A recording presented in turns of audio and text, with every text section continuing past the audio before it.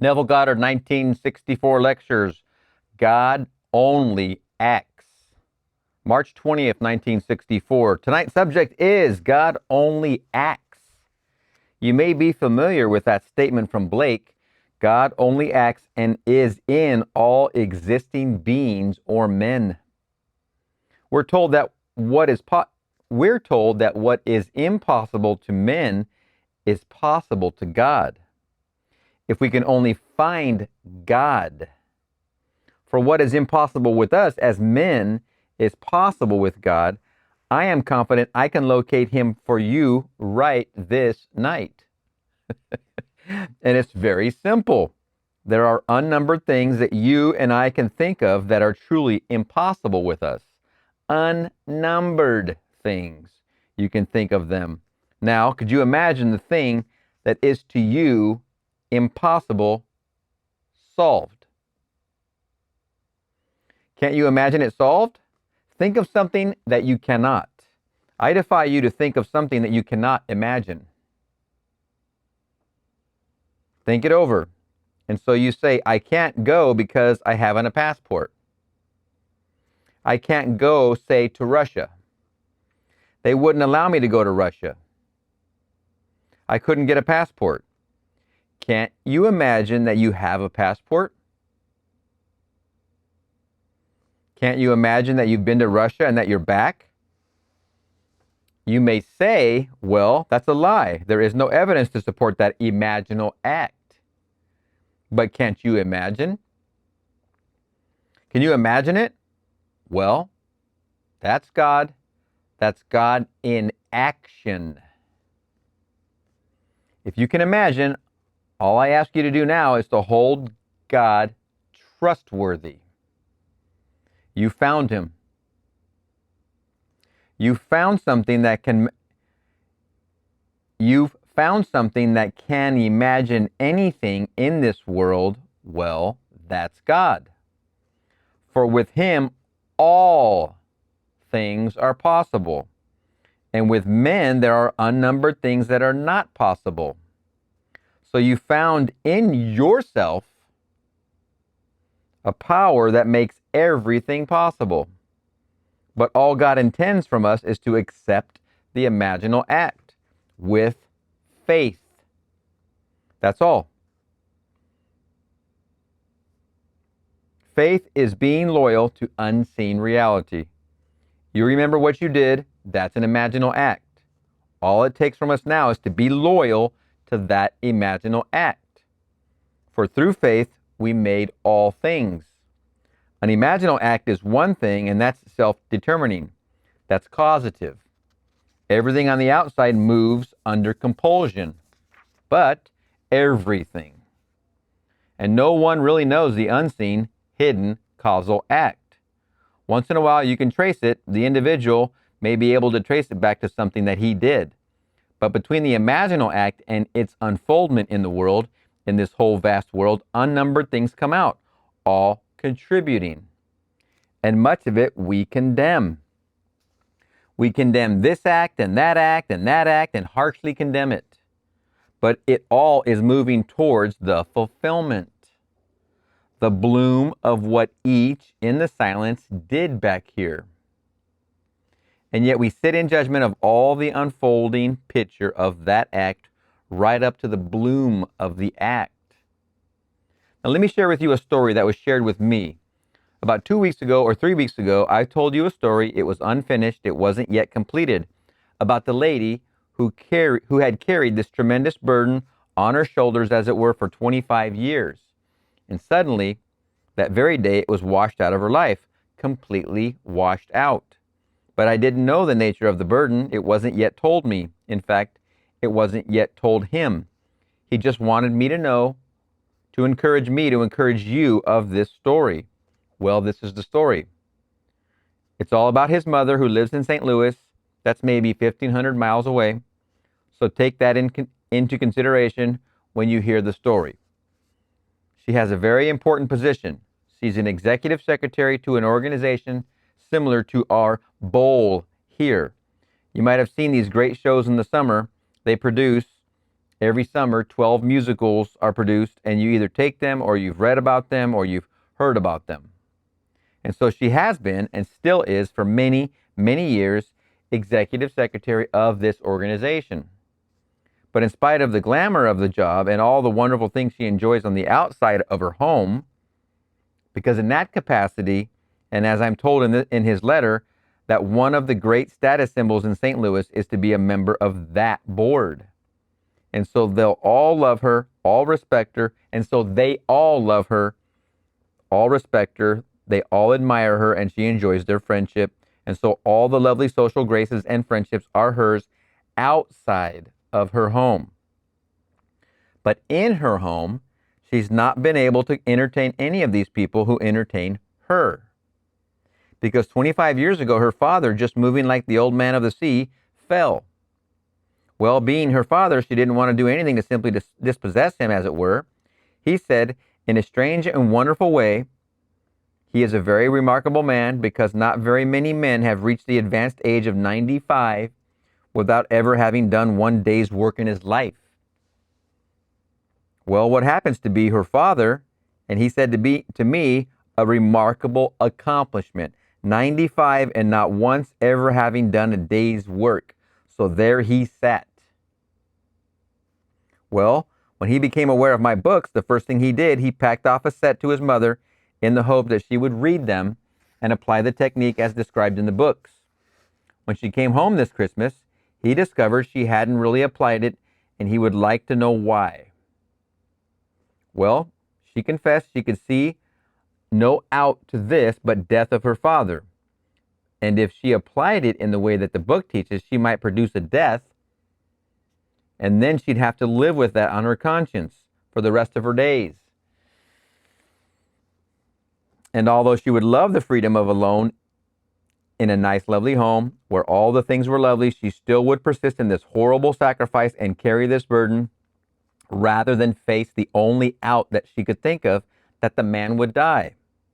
Then he told her the story that he heard from this platform, that when I found myself in love with the girl who now bears my name, I was terribly involved. I mean, so many complex facts confronted me. I had a dancing partner the world thought I should marry, and everyone thought I should marry her. I was not yet divorced from my first wife, and yet here I'm in love with this girl. Well, I knew I could not be happy in this relationship of marriage if it caused any distress to my dancing partner. Yet I postponed and postponed the joy of mine by not doing something about it, not acting. One night I said to myself, if I am now blissfully happy in this new relationship of marriage, then it could not be really a happy state if I knew that my dancing partner was injured in any way by this act of mine. So I will simply forget all of that and assume that I am blissfully happy, which would include that she's happy. I did it night after night for 6 nights. 6 whole nights. And then she confronted me and told me she didn't know how to tell me. She didn't want to hurt me, but I was like to her a brother. She couldn't think of me in terms of her husband, and that she had found a doctor. She mentioned his name, a friend of mine, a very dear friend of mine, and that she and this doctor had been, well, lovers for the longest while, and that she hoped one day to marry him, and that she thought I should know it now. Well, here I had been going for the longest while, not wanting to hurt her and not wanting to hurt me, and we both robbed each other of the joy that was really in store for us. Beautiful story. So he told his mother of this story. He said, I saw in her eyes a certain glimmer of interest. So I said it over and over in the hope that she would actually apply it. But she didn't tell me when she left here that she was going to apply it. So what I did was this. I imagined that she had done it and done it successfully. So I imagined that she had applied this principle towards that end and that she had been most successful in the application of the principle. Then a telephone call came that she didn't mention what the father did, but he did something to outrage the neighbors. It was something that really outraged the entire neighborhood. And then she said to him, I must make a decision. And her decision was to move. Then he said to her, I've decided too. I'm going back to my home 50 miles from here, from which I originally came. Then came a letter which he enclosed to me, in which he told me that she saw the place. He has a beautiful room, and she saw the meals he's having, and so he has wonderful meals and living in a beautiful room. Now, for the first time in 25 years, without the man dying, she can have her own lovely apartment and do what she's been wanting to do for the last 25 years. So you see, you hurt no one when you apply this law and really act. God only acts and is in all existing beings or men. So he has found God, definitely found God, for he found the cause of the phenomena of life. And back here, I think he knows it tonight, that whatever that grandfather did, whatever he did, he could have done something that if he were not 95, could possibly, it would go very hard with him today. He may, I don't know. But you know who did it? The one back here. He wasn't quite sure that the mother did it, and so he was taking no chances. And so he imagined that the mother had imagined herself in this new wonderful place and that it was successful. And so now that thing was causal, and everything that had to take place to bring about the fulfillment of that imaginal act took place, including a man performing some kind of an act or saying something or doing something that outraged the neighbors. Now you judge the act, and the old gentleman would be harshly judged, and yet he was compelled. For every outer act moves under compulsion, and that compelling force is in man as an imaginal act. It's the only creative force, and that is God. By him all things were made, and without him was not made anything that is made. John 1:3. So you found God in that wonderful act. Therefore, why go elsewhere when you found exactly how this thing works? When you know what you want, you hurt no one. You simply go to the end. But may I tell you, you may cause many things to be, well, on the surface, to be very distressing. Not to you alone, but to others, and sometimes never to you. But that's why in the end, you'll understand the words, Father, forgive them. They know not what they do. Luke 23:34. For everyone is acting in a way he doesn't really know why he's doing it. He thinks he initiated it. He doesn't. He's under compulsion. Because someone removed not only in space, removed in time, is treading out the winepress, and they're only instruments to bring about the fulfillment of that unseen imaginal act. Again, if you're not using your imagination, someone else is. It's that simple. You're either the Esau or you are the Jacob. Better to be the Jacob. Reach your fulfillment of any dream you have. Any dream. So here, he has shared with me that I in turn may share with you. I am convinced that if you take me seriously and do it, I will get before I close on the 26th of May 100%. I will have everyone who could testify to the truth of God's law. I mean that seriously. I don't mean 99%, I mean 100%. If you treat it seriously and act. God only acts and is in all existing beings or men. And if he starts with the premise that with men things are possible, and if he starts with the premise that with men things are impossible, but with God all things are possible, that couldn't understand how a rich man who was denied the right to enter the kingdom of heaven because he couldn't. It's easier for the camel to go to the needle's eye. And then they asked him, then who can get the kingdom of heaven? His reply was, with men it's impossible, but with God all things are possible. Mark 10:27. So now you know that you can't conceive of something. No one can tell you something that you can't imagine. No one has ever gone to the sun, but can't you imagine it? No one has ever gone beyond the sun, beyond our sphere, into some other sphere altogether, but can't you imagine it? There's nothing you can't imagine, therefore all things are possible with God. I got Let me step up with a testimonial on this one. I've had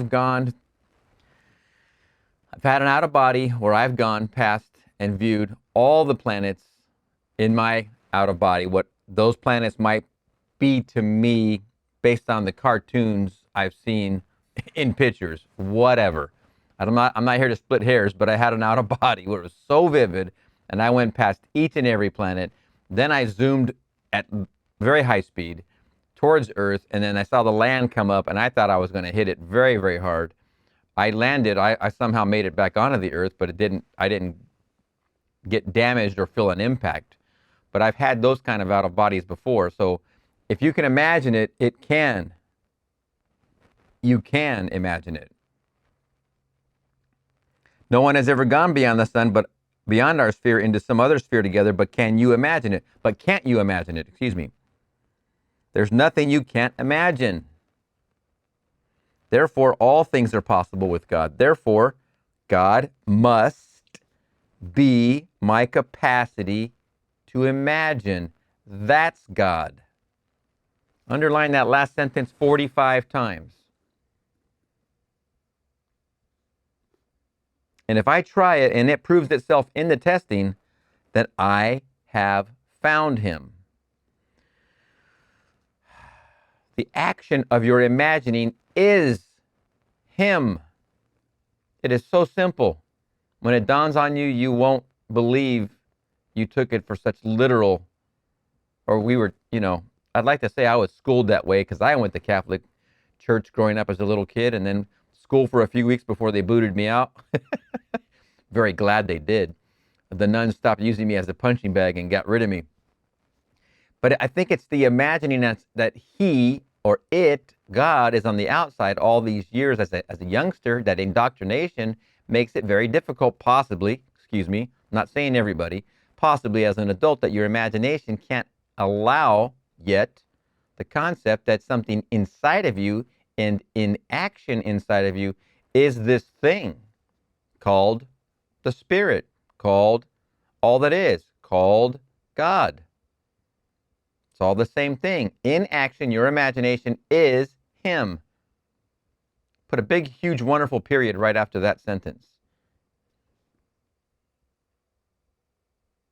And if I try and it proves itself in testing, then I have found him. I try it again and it proves itself in performance. So I have confirmed that I have found him. Then I share it with others and they try it and it works. Then we have found him, haven't we? So I say we can get from this group here 100% success, that you can actually testify to the truth of God's law. I'd be satisfied and thrilled if 1% could testify to the truth of God's promise. But that is unconditional. Not a thing you can do about it. It just happens. Remember what he's saying here about the promise. It just happens. It's not a condition that you can do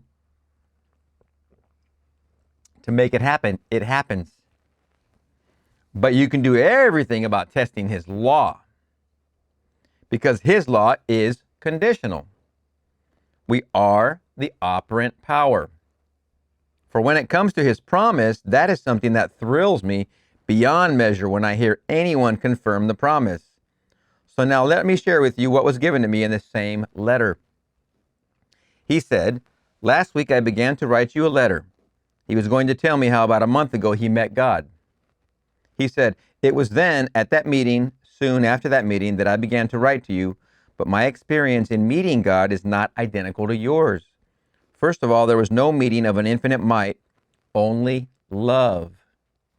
A mixture of light, joy, and love. That was the mixture. He said, unlike your experience, it was not a person, but fused with it, I did. And after so many years of being confused, it was a thrilling relief to be fused for a change. So he met God. Even though he didn't see God presented in bodily form, he was fused with God. You know what fusion is? Where things are gathered together and actually gathered together as though by melting. That's an actual experience. You are fused with God, and no power in eternity could ever put you apart. Read the 8th chapter of the book of Romans. No power in the world could ever, after such a fusion, ever bring about a separation of you two. Verse 38. And therefore, when we are fused with God, we have the same body, the same glorious body of God. And here we have unity and equality in diversity. He and I do not look alike. We're both men. I'm older, but we do not look alike, and yet we are both fused with the same body of God. So here we have equality in that body, we have union in that body, and yet diversity. That's the great mystery. When all are gathered together one by one, not collectively, but one by one into the body of God. And eventually all will be in that one body, and it's our body and the individual's body. That's your resurrected, glorious body. You can't describe it. In this man's case, it appeared to him as a mixture of light. That's right, of joy. That's certainly right, of love. Absolutely right. So all mixed together. But it was not a person. It did not come and present itself in bodily form. In my own case, it was just as described in the 7th chapter of the book of Daniel.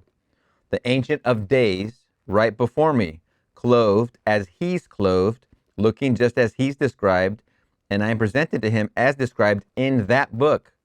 Verse 9 and 11. And the very open book as described in that chapter was present. Only 3 characters stand out in my mind.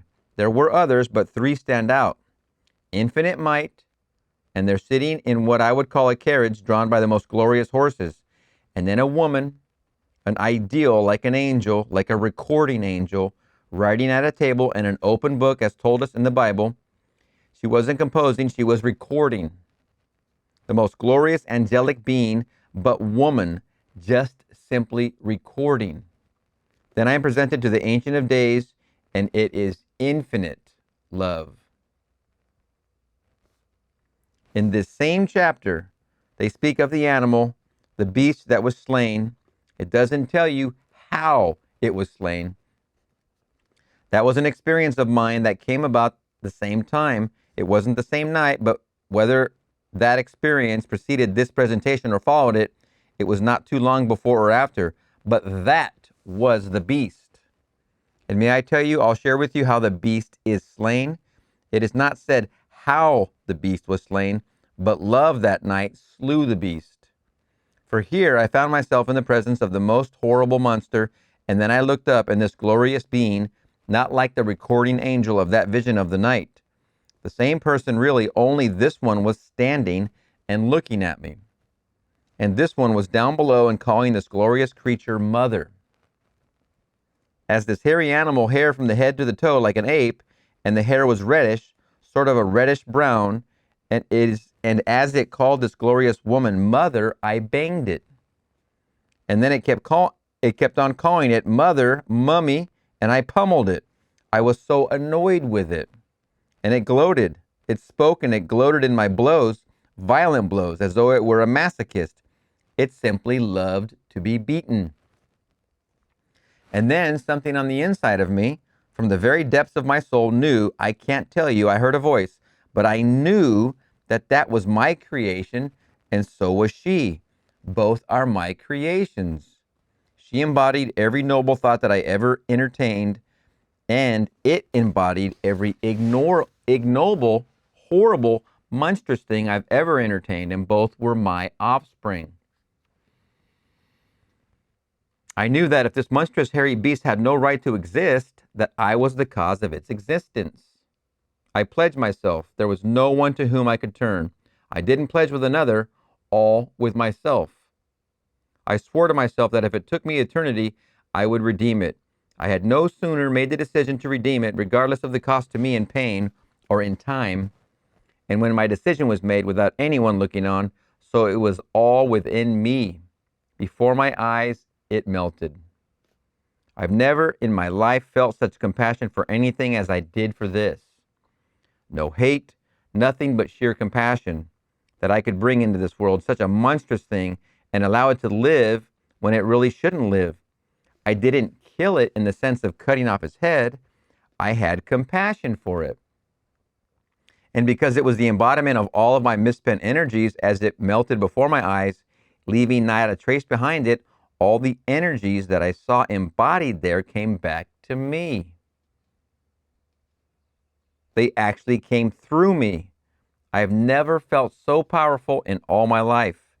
Everything that throughout the centuries, how long I don't know, unnumbered ages went into this monstrous creature, invisible to me with my mortal frame of it, it whispered into my ear repetition of the deeds that fatten it, on which it would grow. So any opportunity to take advantage of would be encouraged by the whispering of this unseen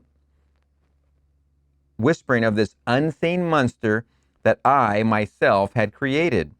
And every attempt to be noble in my world came, and encouragement would come from this noble creature that I had created. And so at that very moment, then I discovered what I had done was sheer energy, for I gave it life. I brought it into being. It was my dweller on the threshold, and I faced it one night, and sheer compassion wilted it, and it melted before my eyes and vanished. But in vanishing, all the energies, they weren't dissipated. They returned to me who had put them into that horrible, monstrous form. So the beast spoken of in that chapter, and you'll find it in Revelation, you'll find it in many chapters. The open book you find in many chapters. All through the Psalms, Isaiah, these are true visions.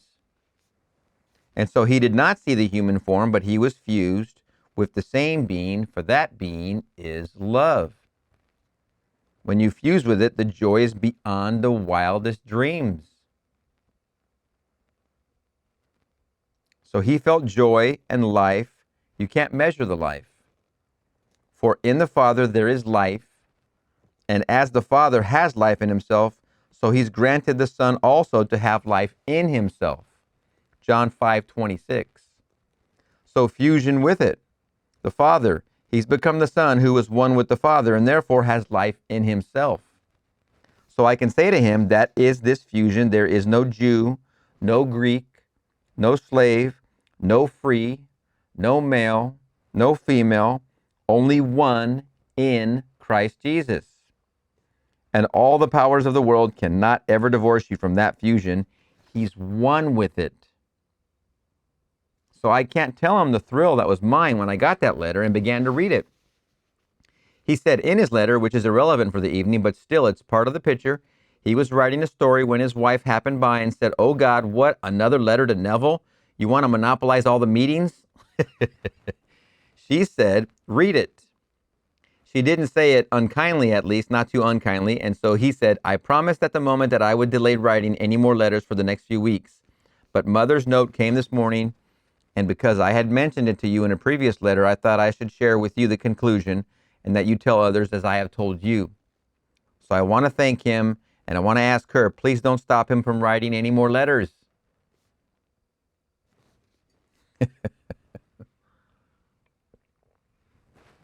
So, everyone, I want to get the letters and really get them in.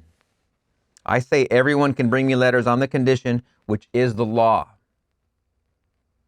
I hope most of you can send me something comparable to that fusion. For now, that's done. They could shoot him now, chop off his head, and they can do nothing to separate him from the love of God.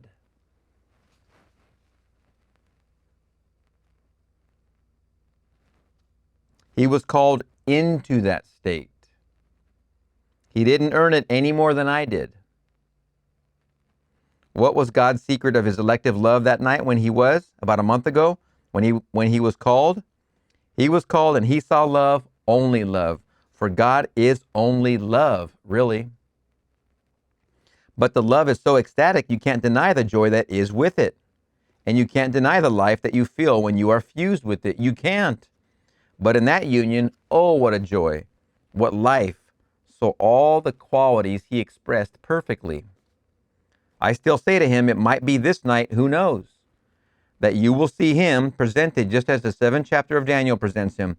Just as Daniel presents him, that's exactly what he looked like to me. And then you are that Son of Man who is brought and presented to the Ancient of Days. The recording angel. Yes, she's there. Infinite might. Yes, he's there. They do not look alike, but you can't deny infinite might when you stand in his presence. It was infinite might who sent me, and the words ringing in my ears were the words, time to act. Time to act. I had to discover how to act. It was time to act. Drink no more water. Take a little wine for your stomach's sake and your many afflictions. 1 Timothy 5:23. I had been absorbing all the psychological truth I could get by attending all the lectures, reading all the books, and going mad trying to adjust the conflicts with all the so-called different aspects of truth. And the words are, drink no more water, take a little wine for your stomach's sake and your many afflictions. Certainly wasn't to take wine in a physical sense, although I must confess I enjoy it. But that was not the suggestion. Wine is how to apply it. You've been absorbing the psychological truth. That's symbolized by water. So I filled myself till I almost became waterlogged. And now don't take any more. Start to apply it by drinking a little wine. Put it into practice. I then had to put it into practice. And putting it into practice, I found God.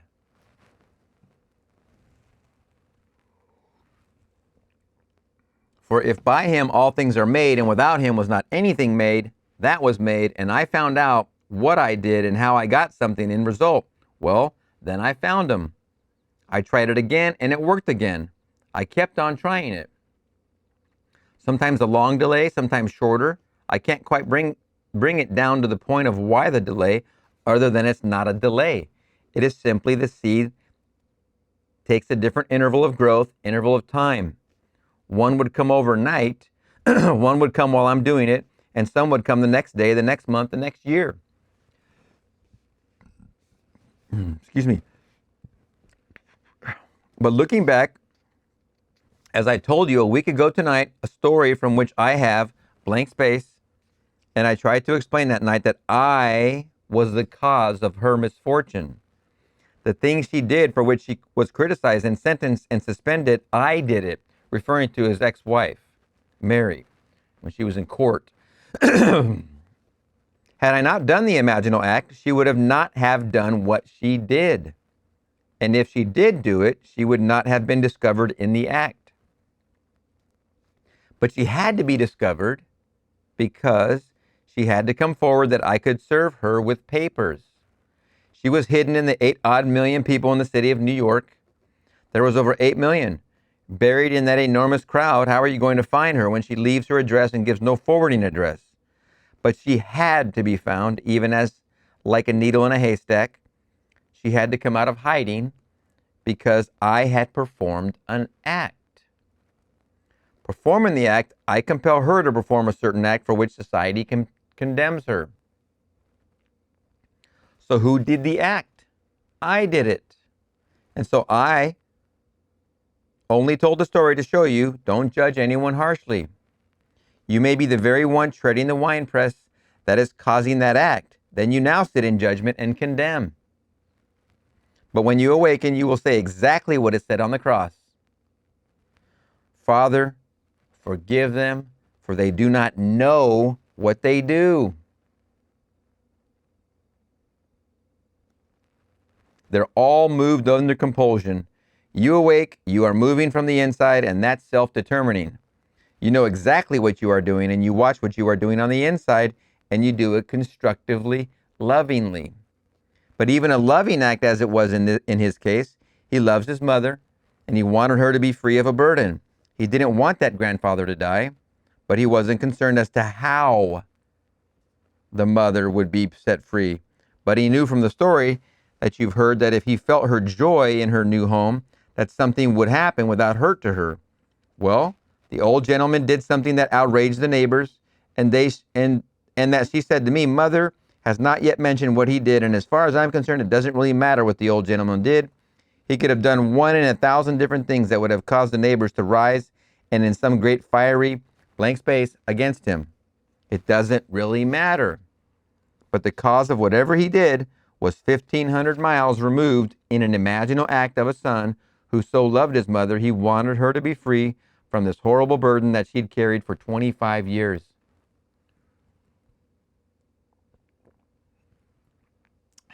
Imagination is everything. So I tell you, everyone, do it. And then share with me. But bear in mind, God only acts and is. He is not a passive spectator at this passage of history. He is the supreme actor. The supreme actor. So in everyone, God is acting. And he's acting every time you sit down and imagine a thing with faith. That's how God acts. If you imagine and think, oh, well, that's nothing, that isn't real, well then you've already counseled it at the very moment of saying that it was unreal.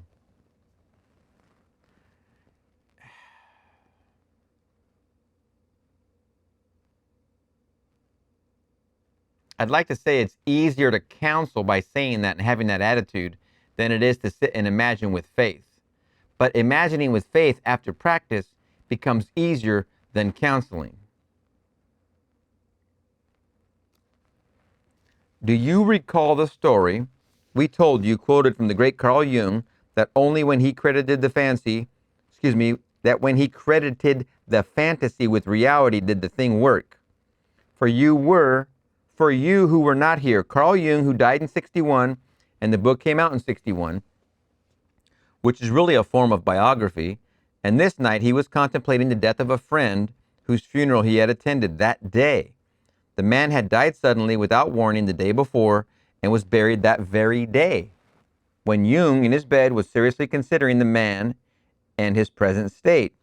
Whether Jung believed in the afterlife or not is irrelevant to the story. But he's contemplating the friend, and suddenly he senses the presence of the friend at the foot of his bed. As a great scientist, he said to himself, well, I know, blank space, I know I went to his funeral. The man is dead, so he can't really be here. Then he arrested his thoughts. He said, what right have I? Wouldn't that be the most abominable thing to do to a friend? If a friend were here and I treated him as though he were not, and I was indifferent to him? Wouldn't that be a horrible thing to do to a friend? So now I will credit him with reality. And so the minute he decided to credit him with reality and assumed he was there and real, the friend became very, very real in his imagination, turned around, walked through the door, and beckoned him to follow, which he did. As he followed through the door, the friend went through the garden and in his imagination followed onto the street, and then the friend walked several hundred yards up to his home, where now only the widow lived, and he, in his imagination, followed the friend. He went to the friend's home.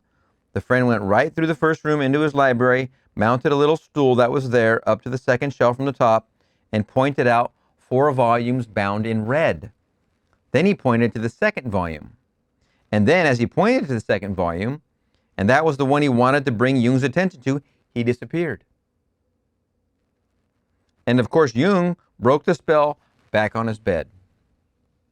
The next day, he physically went to the home and asked the widow for permission to see the library. As he entered the library, here's the little stool that was in the vision of the night before. He mounted the stool, and there, second shelf from the top, are 4 volumes in red. He picked up the second volume, and its title, the title of it, The Legacy of the Dead. Zola's translation into German, Zola's work translated from the French into the German. But it was titled The Legacy of the Dead. That's all the man wanted to convey to Jung. Jung, the great giant in the mind, might believe that with the dissolution of the brain there is no man. He might, because Freud believed that, and he was Freud's great student. So many psychiatrists believe that without the brain there is no being, no entity. It vanishes with the dissolution of the brain. How can they conclude that? I don't know. But many of them do. Well, Jung might have been on that verge. Well, here is a man who is dead now. He went to the funeral. he returns to convince him of the reality of a post-death state and takes him to the place and points out a book where the title bears a great significance, The Legacy of the Dead. And so Jung could take that in 1944. I think that happened, but he would not allow it to go into print until after his death. He died in 61, and the book came out in 61 after Jung himself had made his exit from this world. So the story is that when he gave reality to the so-called unreal state, it became so real, it could guide him to show the reality of an after-death state. So if you would now imagine something and give it a same credit of reality, the thing would then become embodied and become real in your world. You can't take an imaginal act and treat it as unreal. Take your imaginal act and treat it as reality.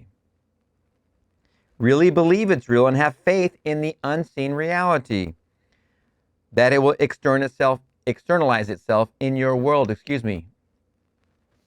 So you take it and try it.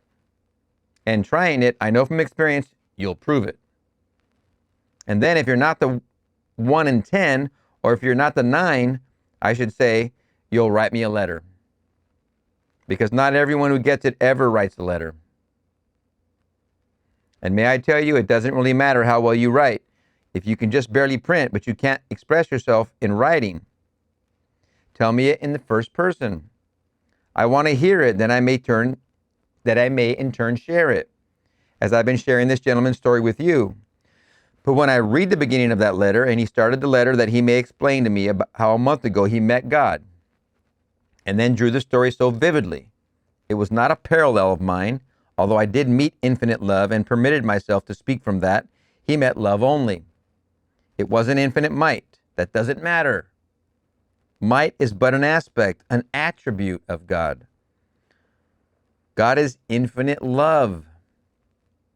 Almightiness and omniscience, they're only attributes of God. But God himself is all love. So you are fused not with almightiness, that's an attribute he'll use. You're fused with the reality, and that's God. So he's right. He was fused with love.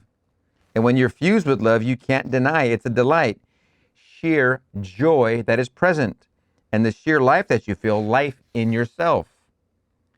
Now, having had that experience, I can prophesy for him all the things that I have told in my books that I have had as mystical experience happened after that experience. Very, very important point. Once he fused with love, almighty love, if you want to call it that, or call it whatever you will, with him, with God, with the host of hosts, the Prince of Peace, it was after that he then arrested a situation at a restaurant in himself, where everybody stood still, the birds stood still, the leaves didn't fall, everything. After this fusion with all that is, love, God, that then is soon after where he arrested everything in a scene and realized that everything was dead until he gave it life, until he unarrested that within himself. Then he had the mystical experiences, the promise, over the next 4 years. Now, having had that experience, I can prophesy for him all the things that I have told in my books that I have had as mystical experiences happen after that experience. And so he can look forward to all these experiences where he'll come upon a scene like this, and he will know, for now there's life in him. And he will arrest an activity in him and arrest as it's seen on the screen. He will arrest it, and not a thing can move while he holds it still within him. Then he'll release it. Excuse me for jumping the gun, Neville, again. And then all will continue on its way, and he will prove for himself that he has life in himself. This is where you prove to yourself EIYPO. I like that. It's kind of like Seth in the Seth material, YCYOR. You create your own reality. Everything is you pushed out. It's this. It means the same thing. And he will prove for himself that he has life in himself. That's going to happen to him as surely as I'm standing here. For everything that I have recorded happens after the fusion with God. Early dreams as a child, they were all preliminary, preparatory, but that was really the beginning of it all, that fusion with God. And the night that I was called and brought into that state, I certainly didn't expect it. If anyone had told me that very day of coming in the very presence of God and seeing God as man, I might have smiled. I might have. Therefore, I can't blame anyone who smiles when I tell them that I met God. And God is presenting himself to me, presented himself in the human form. And that the human form is truly love divine. It's all love. And the fusion is so intense, it's a melting right in him without loss of identity. So every one of us will be one day united in that body, so we will have union and equality and diversity, no loss of identity whatsoever. So you hear this night that God only acts. I do not know your background, not all of you, your religious background, what you believe in. As far as I'm concerned, true religion is really a devotion to the most exalted reality of which one has experience. So this experience of this gentleman with the fusion with God is something he could never forget. And no priest in this world or rabbi in this world could in any way divorce him from that union. He will listen like a gentleman occasionally to any argument they have to present, but they could never persuade him to give up that notion. It's not a notion. This is a reality beyond anything that one who has not had it could ever conceive. So you couldn't present any argument to divert a man that after the union with God. You will allow any argument, listen to it carefully, but you can't listen to the point of being deflected. First of all, you can't get out of the union. You're part of God.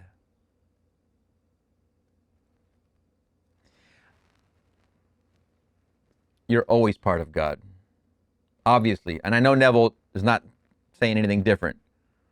There's the post-union, what he's describing, the post-fusion, but pre-fusion, you are obviously him. But it's waking up in that marriage with conscious awareness of that fusion is a different statement altogether. And you will not be convinced of anything otherwise. Fused with God, you could never in eternity ever be separated from God. There's no power in the world that could do it because God is more powerful. And no power could take you out of the body of God after you're invited into it and fuse with it. So tonight, you take that. At least one person here, others have told me too, they're all coming towards the grand, really the only end, which is the fulfillment of God's promise. But that you must wait for and wait for it patiently. He said, wait for the promise of the Father. Just wait because you can't earn it. When it comes, it's a gift, a complete gift. And then all the other things, they'll come with it. But in the meanwhile, his law being conditional, you need not remain as you are if you don't like what you are for 1 second beyond hearing the law. You can take the law this night knowing who God is. If God is doing it and all things are possible to God, well, then it's done. I don't care what it is. It's done. If it's all God doing it. If a little you is doing it and you take someone you know can't do it, but the minute you know that imaginal acts are God's acts, that God actually became you, and that you may become God, that you are all imagination, and God and you are one, therefore, if he actually became you and he acts in you, the only thing in you that is completely, as you could say all things are possible to it, is your imagination. You can't think of anything in this world outside of your imagination that you can say of it. With it, all things are possible. Because almost everything else is impossible. You think of the things that you would like to do and how many things are impossible if you take the little you of flesh and blood, but take yourself as imagination. Can't you imagine anything in this world but anything? If you can imagine it and actually accept the imaginal act as fact and wait in confidence that the imaginal act has all the power necessary and the plan wrapped within itself to externalize itself, and while he was here 1,500 miles away, this imaginal act, taking the old gentleman and making him do something that would outrage the entire neighborhood, the old gentleman and his daughter would be totally unaware that an unseen imaginal act was cause of his behavior. Because they would say, what on earth is he doing? Or what in a household of that sort would a daughter who was so gracious and so noble, and to have a father like that, how could he possibly do it? We would judge him harshly. The real culprit, if there's a culprit, was hidden 1,500 miles away. And he did it through love.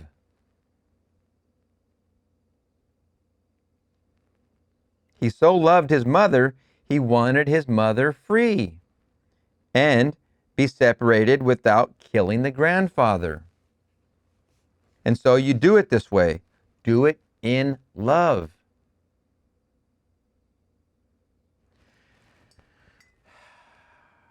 I've said it many times, but if I'm imagining lovingly for a person holding up a sign that says anything will help, what am I doing it with? Hate? What am I resenting that they're standing right there on the ground by a pole, by a traffic light? Am I in resentment? And do I feel an urge to do it with anything but love? Pure love. Why would somebody go out of their way, sitting in their own little car? Let's say the music wasn't on and there was no, like me, no lecture piping in your ears. Why would somebody go out of their way to imagine lovingly for another? There's only one motivation. There can't be another motivation. Ask anybody to do it and see if they are willing to do it. Why would somebody do that? Why would you imagine lovingly for someone you don't know, who simply has a sign? There's only one reason. There can't be another reason.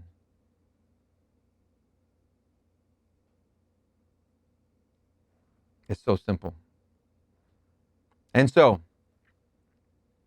you do it this way. Do it in love. Every time you exercise your imagination lovingly on behalf of another, as he did, you're mediating God to man, to that other. Let me repeat the sentence. I'm always jumping I'm always jumping fences because Neville's yard is such a wonderful place to play. I always feel where he's going now, and I'm. It's not my credit. I'm just a mediator. Here we go. And so you do it this way. Do it in love. Every time you exercise your imagination lovingly on behalf of another, as he did, you're mediating God to that other. And so he mediated God to his mother. And only that act of the grandfather would have forced her to the decision. So she told him, I have to make a decision, and I'm going to move. Then he comes forward and says, I'll make a decision too. I am moving. I am moving back to my home of origin, really 50 miles from here. Well, that's near enough, isn't it? I mean, you're not the only ones, blank space. 50 miles is a long way to walk at 95 years old, and so she can go visit him and see him and leave him just where he is with friends. All the meals are good, she said in her letter, for I read her letter. He was very gracious and loaned his mother's letter to me, and just as I've told you what he told me, the mother told him. He need not be that curious to find out what he did. That is unimportant. Whatever he did, he outraged the people to the point where something had to be done, and the move was in order, and the move became a fact. So, I'm asking you to take me seriously And when you sit down this night in the silence, or when you go home and you are with yourself and gather together and you imagine anything, do it lovingly. Of a friend, do it lovingly and believe it's done. That's God in action. And with God, all things are possible. You don't have to aid it. Leave it alone. It's going to actually move itself through all, and all things being interwoven, they will take anyone in the world and that it can use to embody itself. And therefore forgive all when you become the man or woman you want to be. Listen to that sentence. And therefore forgive all when you become the man or woman you want to be. All those who seemingly try to oppose you on your forward motion were aiding you, but you didn't know it. A bird needs air to fly through. To the bird, that's opposition. A fish needs water to swim through. To the fish, that's opposition. I used to ride my road bike 100 miles to San Diego. What was the road and the wind and the sun? Opposition.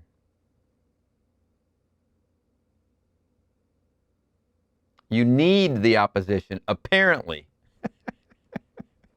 All those who seemingly tried to oppose you on your forward motion were aiding you, but you didn't know it. Therefore, forgive them all in the end.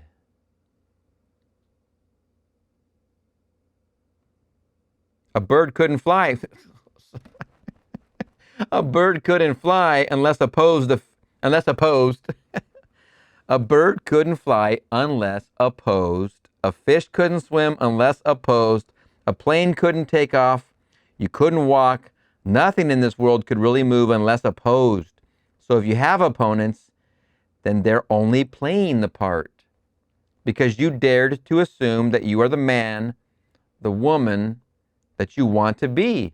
They had to come to give the necessary opposition. Without that, you wouldn't move. Now let us go into the silence. You can, in your silence right now, a very short one,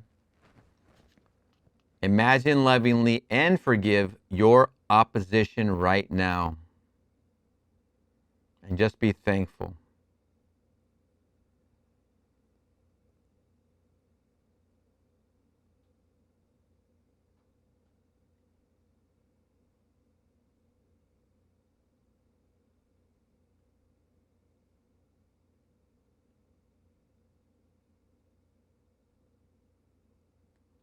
Thank you, Father. Thank you, Father. Isn't it wonderful? Isn't it wonderful what's happening right now? Question, inaudible. Answer, blank space. A noble, noble end. It need not be for yourself. It could be for a friend. Tape runs out. I tell you, another wonderful lecture. Do they just keep getting better and better and better? Or is it just me? God only acts. March 20th, 1964, and we're going to see you in the next one.